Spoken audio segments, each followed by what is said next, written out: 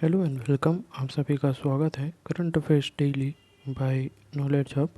तो आज है 4 दिसंबर 2021, जिसमें आज हम लोग बात करेंगे आज की यानी 4 दिसंबर के करंट अफेयर्स। तो अगर आप इस चैनल पर नए हैं तो आप सब्सक्राइब कर सकते हैं और बेल आइकन को भी क्लिक कर लें ताकि डेली ऐसी इंपॉर्टेंट करंट अफेयर्स की वीडियो आप कभी मिस ना हो जाए। और इस वीडियो की जो पीडीएफ है वो आपको टेलीग्राम चैनल पे मिल जाएगी पीडीएफ, और इस टेलीग्राम चैनल की लिंक जो है वो मैं डिस्क्रिप्शन में प्रोवाइड कर दे रहा हूँ। तो बढ़ते हैं पहला क्वेश्चन, पहली न्यूज़ पे, जो कि आ रही है एडीबी यानी एशियन डेवलपमेंट बैंक ने हाल ही में ग्रांट किया है कुछ सपोर्ट JFPR यानी Japan fund for poverty reduction. ये एक फ़ंड है जो कि जापान ने स्टार्ट किया था 2000 यानी ईयर 2000 में मई महीने में ये स्टार्ट किया गया है, ताकि जो भी पॉवर्टी जो होती है, जहाँ भी पॉवर्टी होती है वहाँ पर थोड़ी सी हेल्प करने के लिए ये ऑर्गेनाइजेशन बनाई गई, Japan fund for poverty reduction ये बनाया गया है। और इन्होंने अभी रिसेंटली हमारे इंडिया में जो urban primary health care infrastructure है उसे अच्छी तरह डेवलप करने के लिए 15 करोड़ की ग्रांट मिली है, जो कि यूएसडी में अगर आप कैलकुलेट करोगे तो ऑलमोस्ट 2 मिलियन यूएसडी हो जाएंगे।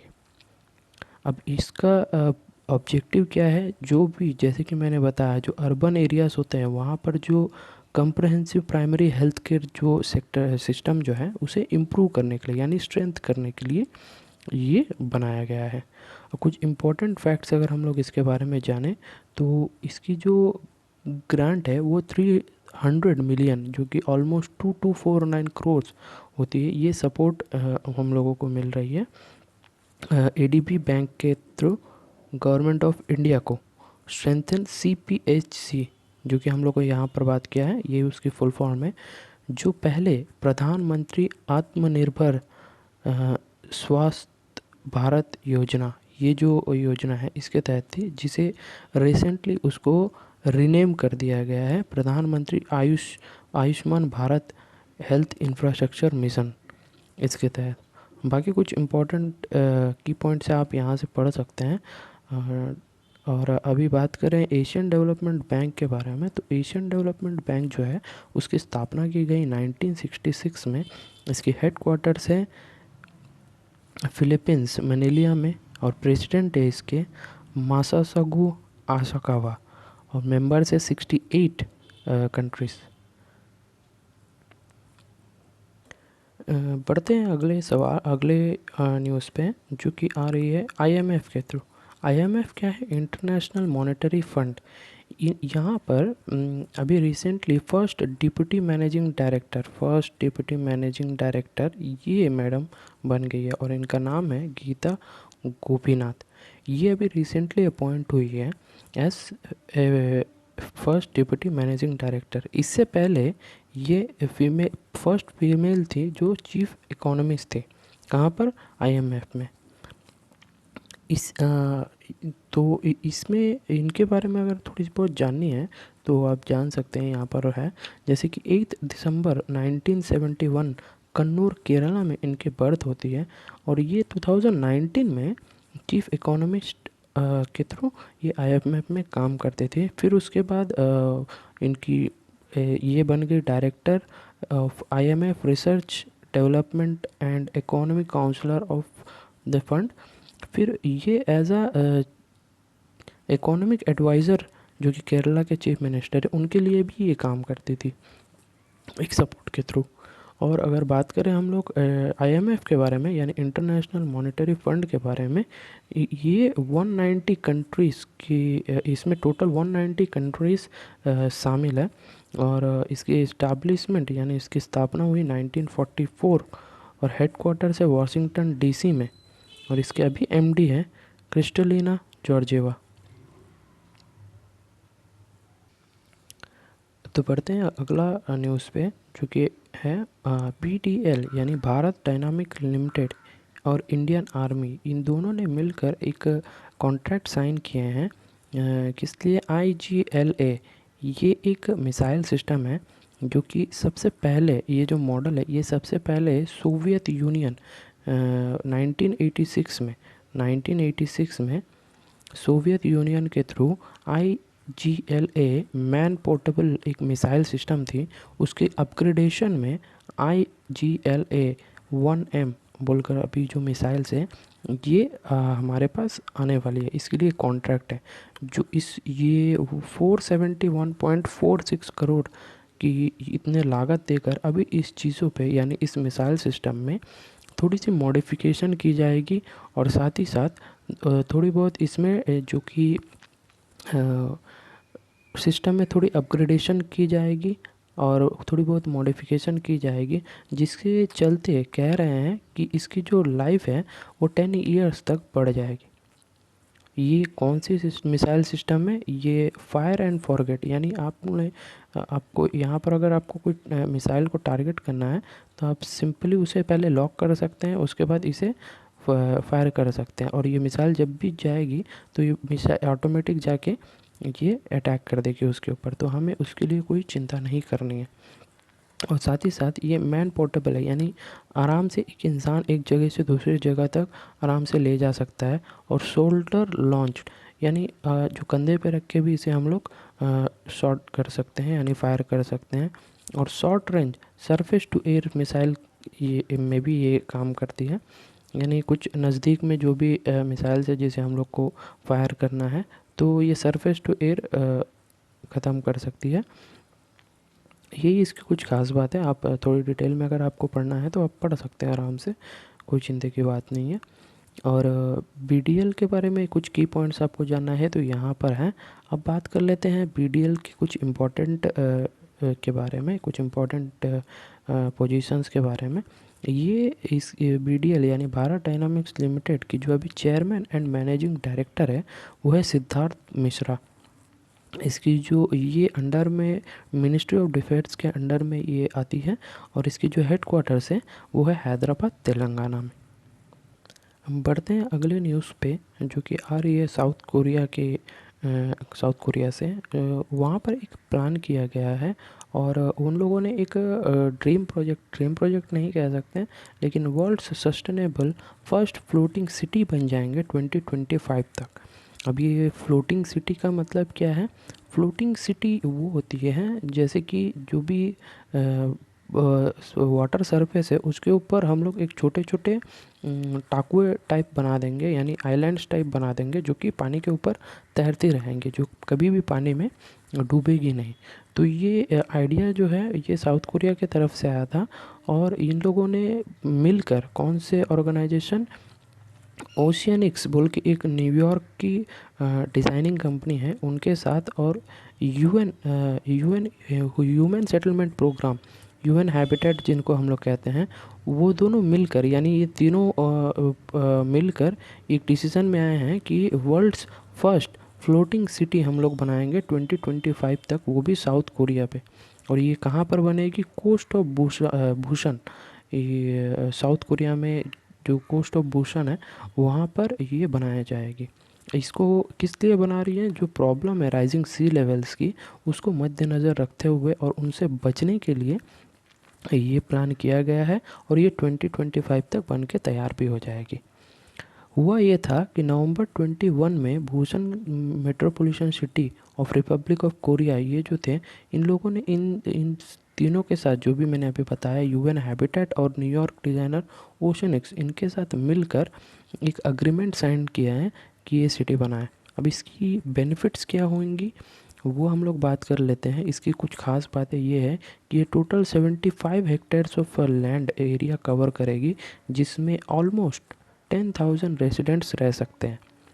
ये कहा जा रहा है कि इसे इस डिज़ाइन के साथ बनाया जा रहा है ताकि जो नेचुरल डिजास्टर्स होते हैं जैसे कि फ्लड्स हुए हैं, सुनामी हुए हैं और जो कैटेगरी 5 जो हैरिकेन्स आती है उन सभी को ये यानी प्रोटेक्ट कर सकती है। उन सभी जो भी नेचुरल कैलामिटीज़ हैं उन सब से ये चीज़ प्रोटेक्ट कर सकती है ये फ्लोटिंग सिटी। और साथ ही साथ ये कहा जा रहा है कि ये मैन मेड जो आइलैंड्स हैं ये पूरी तरह रिस्क फ्री होंगी, क्योंकि जब भी लेवल पानी का बढ़ेगा तो ये ऑटोमेटिक फ्लोट कर रही है, तो जाहिर सी बात है पानी के ऊपर ही रहेगी, तो ये कभी डूबने का कोई खतरा इसमें है नहीं। और अब बात कर लेते हैं साउथ कोरिया के बारे में। प्रेसिडेंट अभी है मून जेइन और कैपिटल है सियोल और करेंसी है यहाँ की साउथ कोरियन वॉन। कुछ डिटेल्स अगर आपको पढ़नी है तो यहाँ पर मैंने डिटेल्स दी हुई है, तो आप यहाँ पर पढ़ सकते हैं। अब बढ़ते हैं अगले सवाल पर, अगले न्यूज़ पर। वो है तो वो है दिल्ली के नज़मुद्दीन जो बस्ती है, जो कम्युनिटी है, वहाँ के लोगों के द्वारा एक वहाँ के लोग, वहाँ पर जो भी मॉन्यूमेंट्स हैं, जो भी एरिया है, उस एरिया को डेवलप करना करेगी, जिसके कारण इन्हें 2 यूनेस्को के अवार्ड्स मिली है, जैसे कि एशिया पैसिफिक अवार्ड्स। यूनेस्को जो एशिया पैसिफिक अवार्ड्स होती हैं कल्चरल हेरिटेज कन्वर्सेशन के लिए, यानी ये इसे मॉडिफाई करेगी, तो उस चीज़ के लिए इनको अवार्ड मिली है, वो भी 2। अब वो 2 अवार्ड कौन सी कैटेगरी में मिली है? पहली मिली है अवार्ड फॉर एक्सेलेंस और सेकंड है special recognition for sustainable development. इस चीज़ के लिए इनको अवार्ड मिले कि इन्हें नज़मुद्दीन, जो कि वहाँ की जो बस्ती है, जो मॉन्यूमेंट्स हैं वो। अब ये नज़मुद्दीन ये प्रोजेक्ट बस्ती, ये प्रोजेक्ट है क्या, इसके बारे में बात करें तो ये जो प्रोजेक्ट है ये मेजर सोशियो इकोनॉमिक चैलेंजेस और improved health, education, wellbeing, particularly women and young, ये जो पॉपुलेशन है इनके लिए ये काम करती है P4 मॉडल के तहत। P4 मॉडल क्या है? People public private partnership model. इस मॉडल के थ्रू ये जो बस्ती है ये काम करती है। अब ये प्रोजेक्ट में क्या क्या है?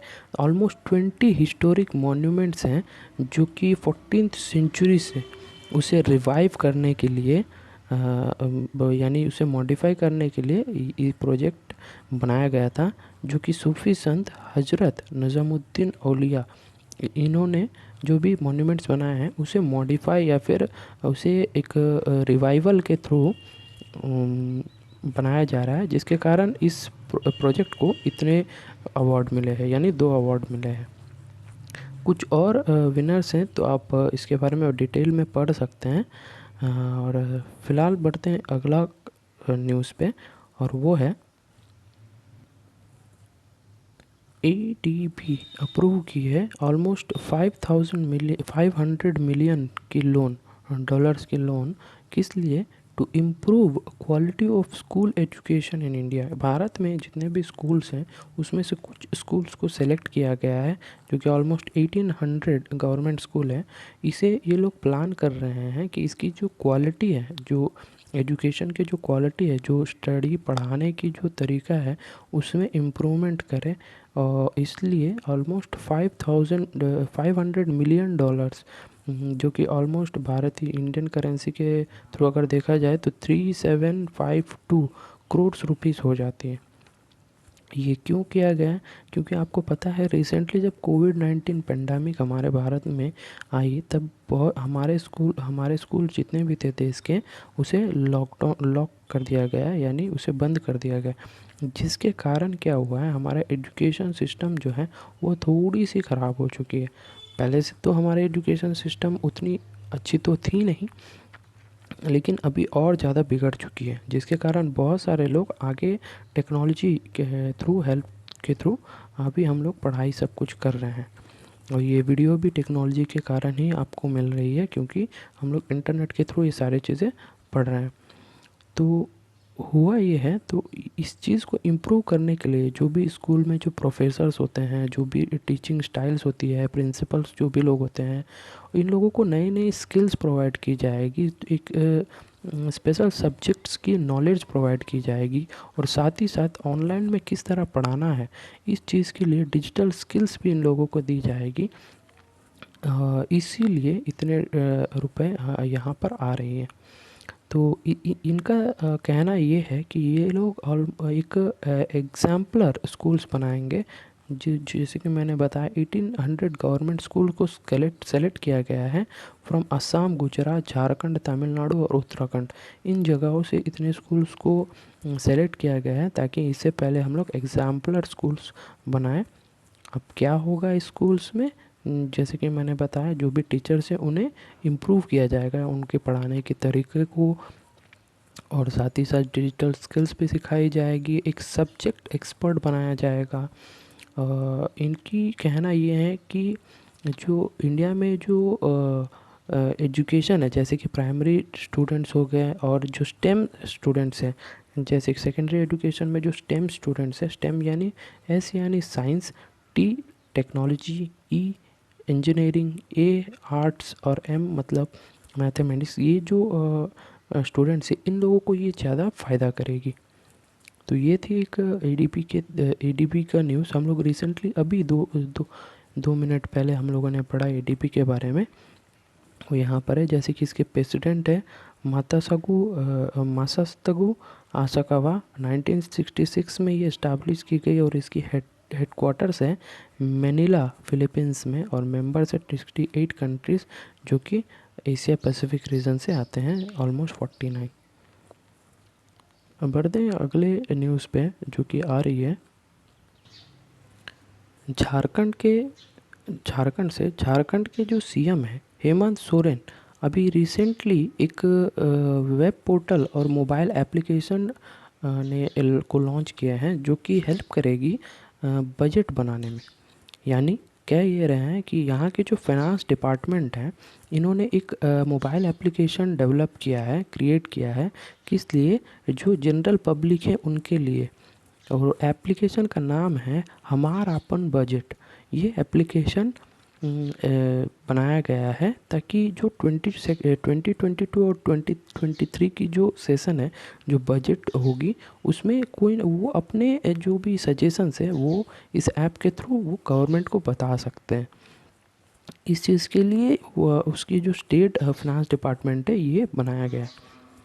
अब होगा क्या, अगर आपको भी कोई सजेशन देना है, अगर आप झारखंड से बिलोंग करते हैं और आप चाहते हैं कि आपकी जो स्टेट बजट है उसमें आप कंट्रीब्यूट कुछ ना कुछ करें, अपनी अपनी आइडियाज़ हैं उसे आपको शेयर करना है, तो आपको सिंपली किसी ना कोई आप ऑनलाइन माध्यम से भी आप कर सकते हैं, या फिर आप ये जो हमारा अपन जो हमार बजट बोल के जो एप्लीकेशन है उसे आप डाउनलोड कर सकते हैं प्ले स्टोर से एंड्रॉयड डिवाइसेस के लिए। अगर वो नहीं कर सकते हैं तो अपना सजेशंस जो है वो ट्विटर, फेसबुक, व्हाट्सएप और ईमेल के थ्रू भी आप प्रोवाइड कर सकते हैं। अगर आप चाहते हैं कि ये सारी चीज़ें आपको नहीं करना है तो आप ऑनलाइन प्रोसीजर भी आप फॉलो कर सकते हैं, जिसमें आपको सिंपली एक लिंक है, ये लिंक में आपको जाना है और आपको रजिस्टर कर लेना है।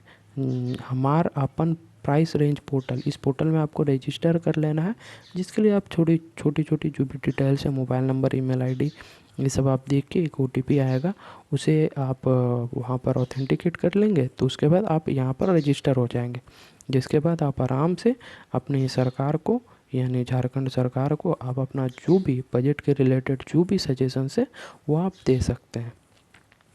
और रही बात झारखंड के बारे में, तो वहाँ उनकी जो अभी सीएम है, जैसे कि मैंने बताया, हेमंत सोरेन जी, और गवर्नर है रमेश बैस। और यहाँ पर कुछ इम्पोर्टेंट वाइल्ड लाइफ सेंचुरीज है, जैसे कि तालमा, लोवालोंग वाइल्ड लाइफ सेंचुरी और मेहू अंदर, ये जो वाइल्ड लाइफ सेंचुरीज है ये झारखंड में मिलेगी। तो बढ़ते हैं अगला न्यूज़ के ऊपर जो कि है अभी रिसेंटली इंडिया ने एक रिपोर्ट जारी की है जिसमें पता चला है कि इंडिया ने अचीव कर लिया है 40% उसकी जो पावर जनरेशन कैपेसिटी है वो नॉन फॉसिल फ्यूल सोर्सेज से हो रही है। ये हमारे लिए बहुत ही अच्छी बात है, क्योंकि आपको एक इसकी इम्पोर्टेंस बताता हूँ। कुछ साल पहले जब COP 21 की जो मीटिंग हुई थी वहाँ पर इंडिया ने प्रॉमिस किया था, यानी उन्होंने एक टारगेट रखा अपने लिए कि 2030 तक वो लोग अपनी जो पावर जनरेशन है, जो कि हम लोग अभी कोल से करते हैं, जिसके कारण बहुत ज़्यादा एनवायरनमेंट में इफ़ेक्ट पड़ रही है, जिसके कारण अभी बहुत ऑलमोस्ट दुनिया के सभी कंट्रीज़ यही टारगेट लेके रख रहे हैं कि जो ग्लोबल वार्मिंग ये सब हो रहा है इसे घटाया जाए, वो भी नॉन फॉसिल फ्यूल्स के थ्रू, जैसे कि solar energy, wind energy, hydro energy, इसके थ्रू बनाया जाए। तो गवर्नमेंट ने उस वक्त यानी COP21 की जो समिट हुई थी वहाँ पर इन्होंने टारगेट रखा था कि 2030 तक उनका जो भारत में जो पावर जनरेशन है उसे 40% तक करें। लेकिन हमारे लिए गुड न्यूज़ ये है कि हम लोग नवंबर 2021 यानी इसी रिसेंट जो अभी पिछला महीना गया है उसी वक्त हम लोगों ने ये टारगेट को अचीव कर लिया है। और आपको ये भी जानना होगा कि रिसेंटली जो COP26 जो ग्लासगो में हुई थी वहाँ पर भारत के सरकार से थ्रू नरेंद्र मोदी जी ने ये ऐलान किया है कि उन्हें कार्बन एमिशंस को जीरो करना पड़ेगा बाय ईयर 2070। और मुझे लगता है कि 2050 तक ये टारगेट भी हम लोग अचीव कर लेंगे। तो ये थी कुछ अच्छी खबर हमारे लिए, हमारे धरती के लिए। और बढ़ते हैं अगले क्वेश्चन, अगले न्यूज़ के ऊपर जो कि आ रही है इंडियन आर्मी से, जो कि कह रहे हैं कि इंडियन आर्मी को अभी रिसेंटली अभी अभी रिसीव हुई है इज़राइल की जो हिरोन ड्रोन्स हैं वो रिसीव कर चुके हैं। क्यों? क्योंकि डिप्लॉयमेंट करना है लद्दाख सेक्टर, जो लद्दाख की जो ईस्टर्न साइड है ना, जो ईस्टर्न साइड है जो कि चाइनीज़ बॉर्डर के साथ टच करते हैं, वहाँ पर ये सभी अभी डिप्लॉय होंगे। तो ये कैसे हुआ, ये क्यों हुआ, कैसे हुआ, ये सब आपको जानना है तो आपको डिटेल में यहाँ पर आपको दी हुई है, आप पढ़ सकते हैं। लेकिन थोड़ी न्यूज़ आपको बताना ये है कि अभी आपको पता ही होगा चाइना के साथ हमारी जो स्टैंड ऑफ चल रही है, इसके कारण हमें ना बहुत ही एडवांस टेक्नोलॉजीज़ चाहिए। तो इसके कारण कुछ डील्स हुई है। नरेंद्र मोदी जो जो हमारे प्राइम मिनिस्टर है वो अभी डिफेंस के लेकर ना बहुत ज़्यादा मतलब अग्रेसिव हो चुके हैं। तो इसीलिए रिसेंटली जब इज़राइल के साथ मीटिंग हुई तब इन्होंने बात किया और अभी उसकी जो डिलीवरी है यानी हम लोगों ने हिरोन ड्रोन्स को रिसीव कर चुके हैं, जिसको ये कहा जा रहा है कि जो लद्दाख की जो सेक्टर है उसे अच्छी तरीके से हम लोग प्रोटेक्ट कर सकते हैं हमारे लैंड को। ये तो थी पहली न्यूज़। और अगला ये है कि महाराष्ट्र जो गवर्नमेंट है वो जो एक्टर सलमान खान जो है उनको कोविड वैक्सीनेशन की एम्बेसडर बना दिए हैं। तो जितने भी लोग महाराष्ट्र से हैं उनके लिए ये इम्पोर्टेंट हो जाएगी। महाराष्ट्र की जो स्टेट एग्ज़ाम्स होते हैं उसके लिए ये बहुत ही इम्पोर्टेंट है। तो आप लोग कर सकते हैं, इसे ध्यान में रख सकते हैं। अब हमें ये जानना पड़ेगा कि मैक्सिमम जो भी एम्बेसडर्स होते हैं ये लोग क्यों बनते हैं, क्यों इन्हें बनाया जाता है। देखिए बहुत सारे ऐसे लोग होते हैं जो अवेयर नहीं होते हैं, वो किसी ना किसी एक मॉडल को या रोल मॉडल को वो फॉलो करते हैं। तो इसीलिए ऐसे लोगों को ही जो भी मोस्ट पॉपुलर होते हैं अपने अपने फील्ड में या फिर बहुत चर्चित होते हैं पब्लिक के बीच में, इन लोगों को एक मॉडल के थ्रू यानी एक एम्बेसडर के थ्रू बनाया जाता है। और जिसके कारण ये लोग जब भी कुछ ना कुछ कहते हैं ना तो लोग इसे ज़्यादा तरीके से सुनते हैं। जैसे यहाँ पर आप पढ़ सकते हैं Maharashtra government as approved Bollywood actor Salman Khan as Covid vaccination ambassador, जो कि अभी मैंने बताया है, of the state with an intent to tackle vaccine hesitancy among Muslim dominated areas of Maharashtra. जैसे कि मैंने बताया कि जो मुस्लिम डोमिनेटेड एरियाज है ना वहाँ पर वो लोग बहुत पीछे हट रहे हैं वैक्सीन लेने से, तो उसे इनक्रेज करने के लिए सलमान खान को एज ए एम्बेसडर बनाया है महाराष्ट्र के गवर्नमेंट। तो ये थी न्यूज़। अब बढ़ते हैं अगले न्यूज़ पे जो कि है असम से आ रही है। असम गवर्नमेंट जो है वो हाल ही में जो 2 दिसंबर को जो असम दिवस हुई है ना उस दिन ये जो स्टेट की जो हाईएस्ट सिविलियन अवार्ड है वो रतन टाटा जी को, जो कि एक इंडस्ट्रियलिस्ट हैं और टाटा सन्स के जो फॉर्मर चेयरमैन रह चुके हैं, इनको ये अवार्ड दी गई है। और आपको जानना होगा एक यहाँ पर से एक कुछ क्वेश्चंस बन जाती है कि असम वैभव अवार्ड, जो कि प्रीवियसली इसे असम रत्न अवार्ड भी कहा जाता था, उसका अभी नाम बदल चुका है। असम वैभव अवार्ड हो चुकी है।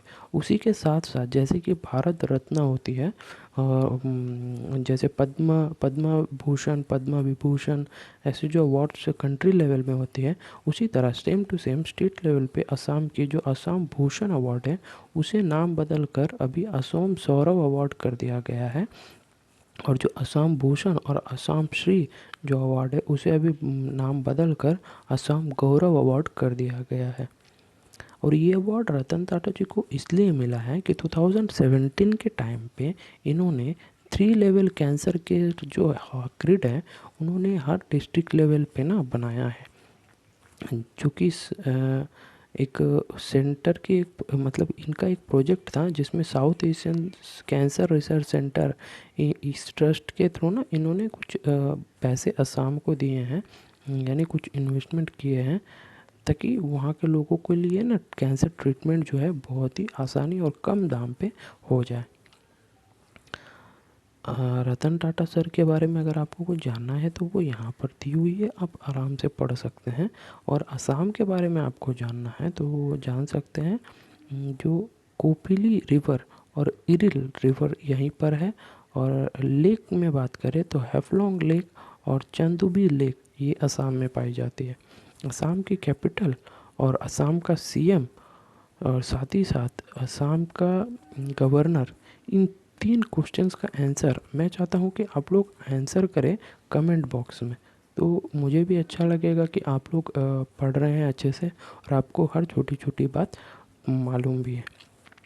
आप चाहे तो गूगल भी कर सकते हैं और आसानी से सब कुछ तो अभी गूगल में मिल ही जाती है।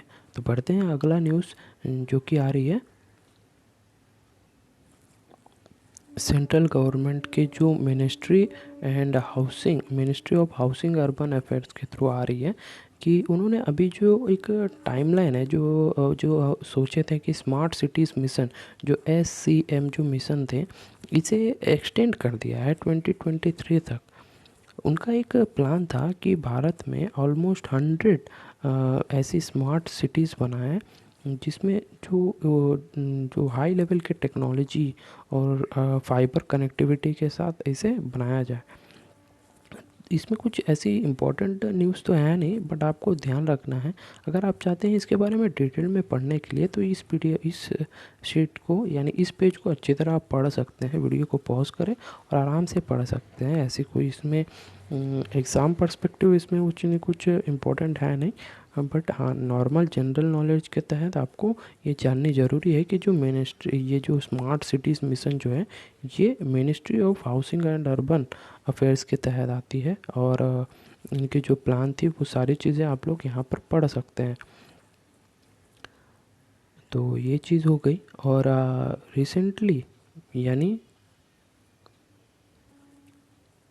3 दिसंबर को international day of persons with disability, इस डे को सेलिब्रेट किया गया है, यानी ऑब्ज़र्व किया गया है अवेयरनेस के लिए, जो कि नॉर्मल जो हम लोग के एरिया में जो डिसेबल पीपल होते हैं उन लोगों को एक रेस्पेक्ट देने के लिए इस दिन को ऑब्ज़र्व किया जाता है। जैसे कि हम लोग को पता है बहुत सारे ऐसे लोग होते हैं जो उन्हें अजीब तरीके के व्यवहार करते हैं, जो कि पर्सन्स डिसेबल होते हैं ना, उनको अजीब तरीके के व्यवहार करते हैं। ऐसे ना करने के लिए और लोगों में जागरूकता बढ़ाने के लिए कि वो लोग भी हमारी तरह एक साधारण इंसान है, इस चीज़ को ऑब्ज़र्व करने के लिए हर साल दिसंबर 3 को ये डे सेलिब्रेट यानी अवेयर करने के लिए इस दिन को ऑब्ज़र्व किया जाता है।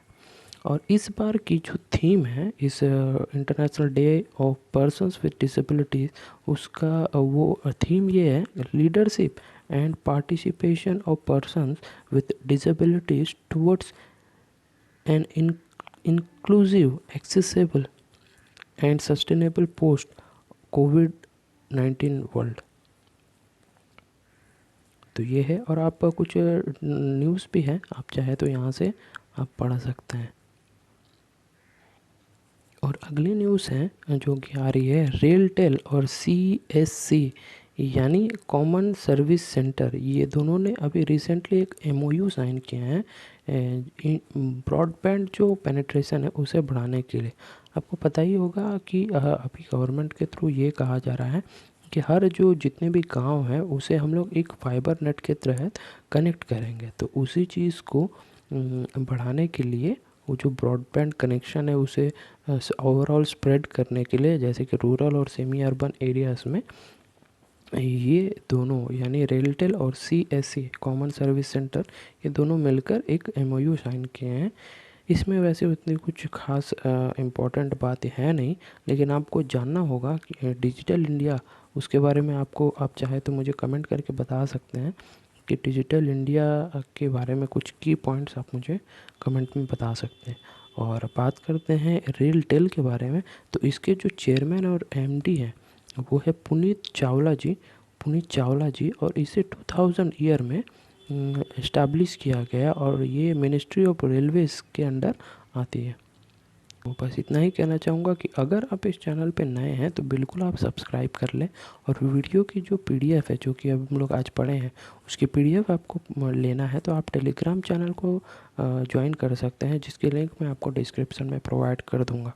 और साथ ही साथ मैंने जैसे कि असम का CM, गवर्नर और वहाँ पर जो उसकी कैपिटल है उसके बारे में एक सवाल पूछा है, और साथ ही साथ मैंने डिजिटल इंडिया का भी कुछ क्वेश्चंस पूछे हैं जो की पॉइंट्स हैं। आप चाहें तो उसे मुझे कमेंट करके बता सकते हैं। अगर आपको वीडियो अच्छी लगी है तो लाइक करें, और आपके फ्रेंड्स सर्कल में जिनको भी ऐसी इस तरीके की वीडियो को ज़रूरत है उन्हें आप शेयर कर सकते हैं।